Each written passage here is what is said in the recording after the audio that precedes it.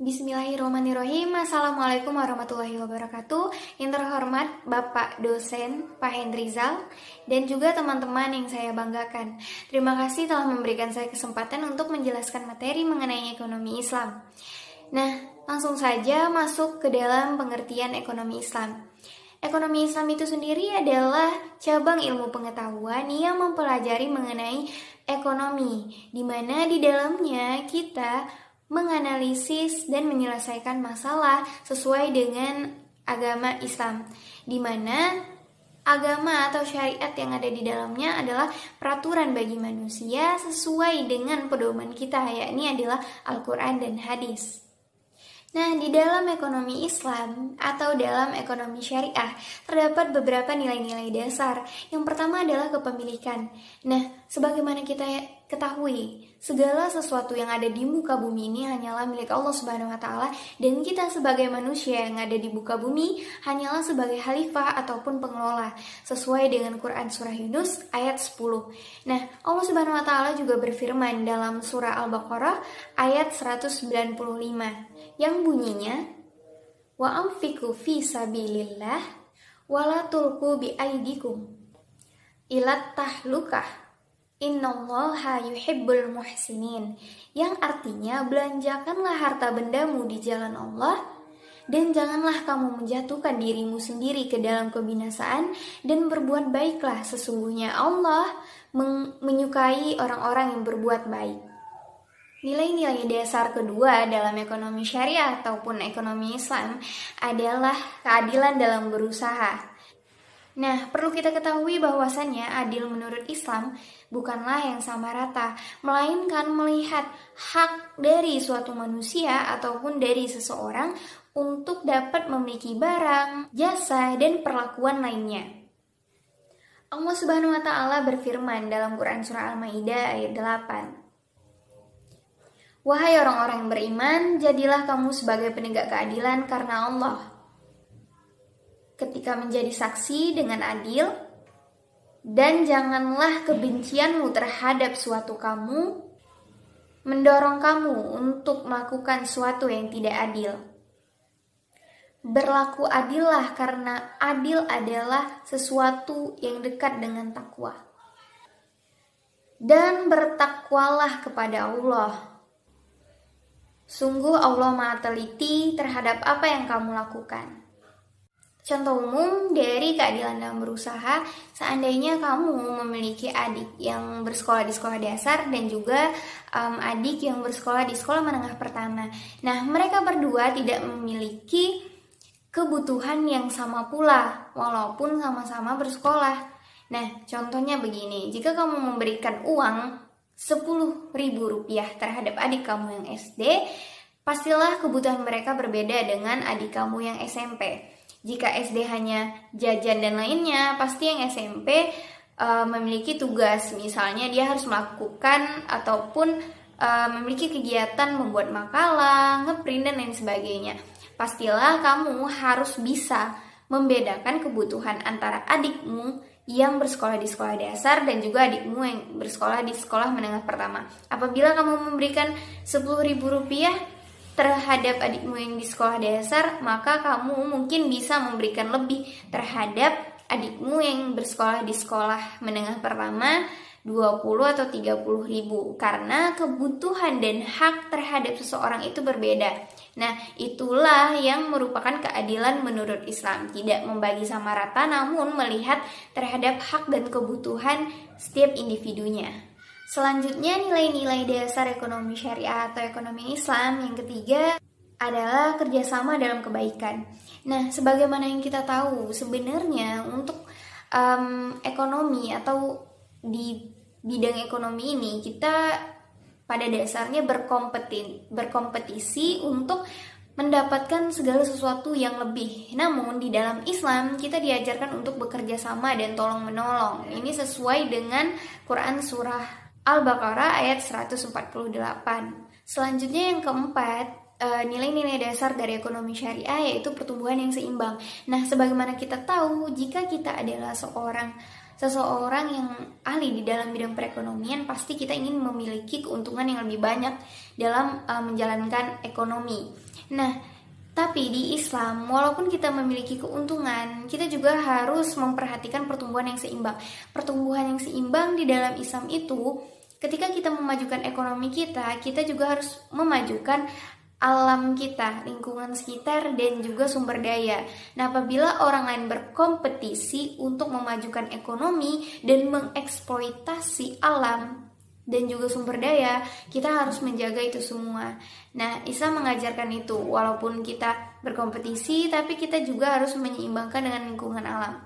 Nih, sebagai contoh, ketika orang ingin membuka pertokoan, dia harus membakar lahan yang tadinya hutan, dibakar, dan dia ingin membangun pertokoan di sana. Nah, itu kan hanya mendapatkan kompetisinya saja dan keuntungannya saja, namun merugikan banyak orang. Tetapi di Islam kita diajarkan untuk menyeimbangkan antara ekonomi dan juga lingkungan sekitar dengan tidak mengeksploitasi alam ataupun sumber daya manusia juga.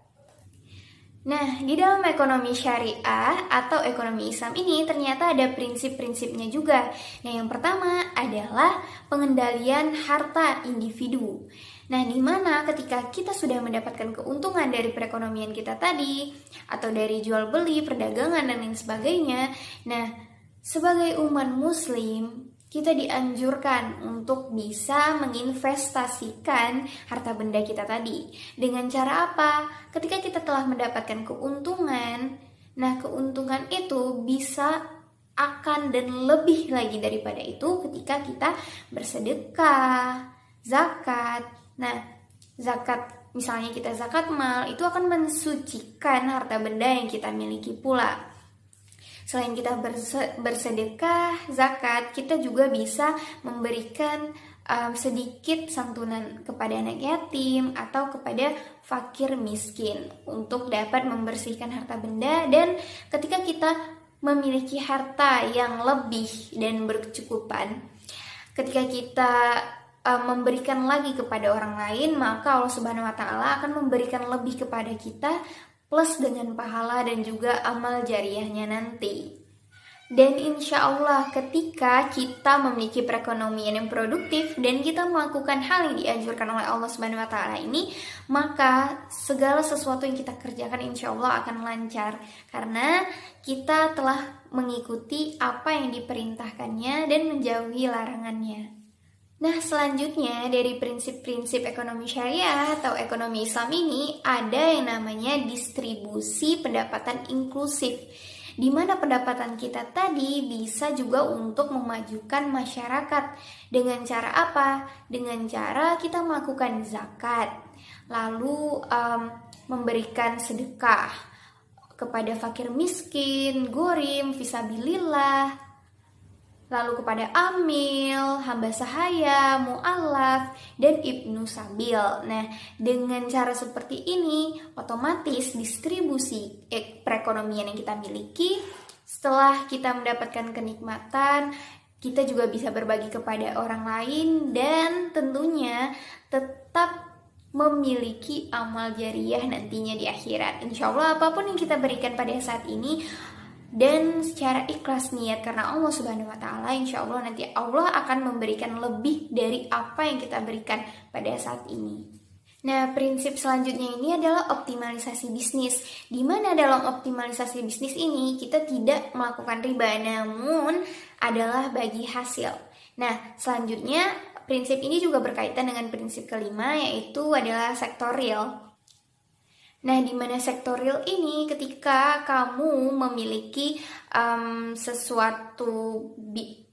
ketika kamu memiliki suatu komunitas perdagangan, misalnya ada seseorang memberikan kepada saya sebagai selaku investor, memberikan uang 100 juta dan saya sebagai pekerja. Nah, di awal kita akan melakukan perjanjian untuk bagi hasil. Dan ini tidak termasuk riba karena kita sudah ada perjanjian yang sah antara si investor dan juga pekerja. Andai kata dia memberikan 100 juta dan saya pekerja, maka kita akan maka kita akan merumuhkan untuk hasilnya adalah 60% untuk si investor dan saya selaku pekerja 40%. Karena investor memberikan modalnya dan saya yang mengelola apa yang diberikan dari investor tadi. Nah, ini adalah sesuatu hal yang baik menurut Islam. Ya, ini adalah bagi hasil dan juga tidak termasuk riba. Dan perlu diketahui, kita juga harus membuat perjanjian itu dengan sebaik-baiknya, karena perjanjian di awal akan menentukan resiko yang terjadi setelah hasil itu keluar. Intinya, kembali lagi ke awal ketika kita ada niat dan juga tergantung dengan perjanjian awal untuk hasil di akhir. Lalu ada yang namanya transaksi muamalat. Nah, namanya saja udah transaksi muamalat, pastilah kita melakukan transaksi atau jual beli dan lain sebagainya menurut syariat Islam yang telah berlaku dalam Al-Quran dan hadis. Selain itu juga dianjurkan dengan hal-hal yang telah dilakukan oleh Rasulullah SAW, di mana di dalam transaksi muamalat ini menjunjung tinggi kerjasama dan juga keseimbangan dalam sektor transaksi, jual beli, dan lain sebagainya. Nah, prinsip terakhir dari ekonomi Islam adalah partisipasi sosial untuk kepentingan publik. Nah, andai kata Allah Subhanahu wa Ta'ala telah memberikan kamu harta benda yang melimpah ruah, maka sebaiknya kamu bisa memanfaatkan harta benda itu. Andai kata kamu memiliki luas tanah yang sangat banyak, kamu bisa mewakafkan harta benda kamu itu 3/4 atau setengah, atau sesuai dengan niat dan keikhlasan hati kamu untuk berbagi kepada yang membutuhkan atau masyarakat. Misalnya, kamu memiliki 100 hektar tanah dan kamu ingin menyumbangkan 20 hektarnya untuk rumah sakit, untuk pembangunan rumah sakit, atau 20 hektarnya lagi untuk tempat perkuburan atau untuk tempat ziarah. Nah, dan insya Allah ketika kamu memberikan sebagian harta daripada yang kamu punya, maka Allah Subhanahu wa Ta'ala pasti akan menggantinya dengan yang lebih lagi. Dan selanjutnya adalah ciri-ciri dari ekonomi Islam. Yang pertama ada adil. Adil dalam Islam adalah keseimbangan dan proporsional terhadap suatu hak individu di lini kehidupan masyarakat. Dan yang kedua adalah tumbuh sepadan, yang artinya sektor yang berkembang di lini kehidupan masyarakat akan seimbang dengan sektor-sektor lainnya, baik itu dari sumber daya alam dan juga sumber daya manusia. Lalu ciri-ciri ekonomi Islam yang ketiga adalah bermoral. Artinya ketika kita memiliki sektor perekonomian atau memiliki kegiatan dalam sektor perekonomian, maka kita harus mengikuti anjuran yang telah ada di Al-Quran dan hadis, sehingga kita pun melakukannya sesuai dengan pedoman syariat Islam. Lalu yang terakhir adalah beradab. Artinya ketika kita melakukan suatu kegiatan di bidang ekonomi, maka harus sesuai dengan adab yang telah turun-menurun secara luhur dan sesuai dengan syariat Islam. Dan tujuan dari ekonomi syariah yaitu untuk mensejahterakan di dunia dan juga akhirat, dan juga untuk kemaslahatan yang ditinjau dari agama, jiwa, intelektualitas, keturunan, dan juga harta kekayaan. Lalu ada beberapa manfaat ekonomi syariah. Yang pertama, menciptakannya pertumbuhan ekonomi dengan dua cara, yaitu mengharamkan riba dan juga sektor real. Mampu menciptakan anggaran ekonomi yang memihak terhadap rakyat. Mendorong pembangunan infrastruktur yang bermanfaat bagi masyarakat. Mendorong penyediaan pelayanan publik serta pemerataan dalam distribusi terhadap pendapatan masyarakat, seperti adanya wakaf, adanya zakat, dan pemberian harta benda lainnya. Lalu apa aja sih perbedaan daripada ekonomi syariah dan juga ekonomi konvensional? Yang pertama ditinjau dari tujuannya.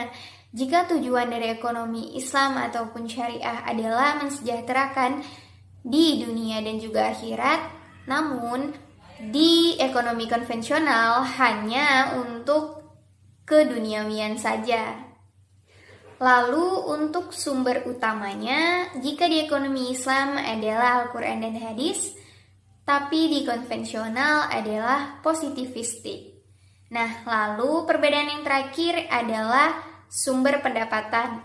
Jika kita sumber pendapatannya dari bagi hasil, di konvensional adalah riba.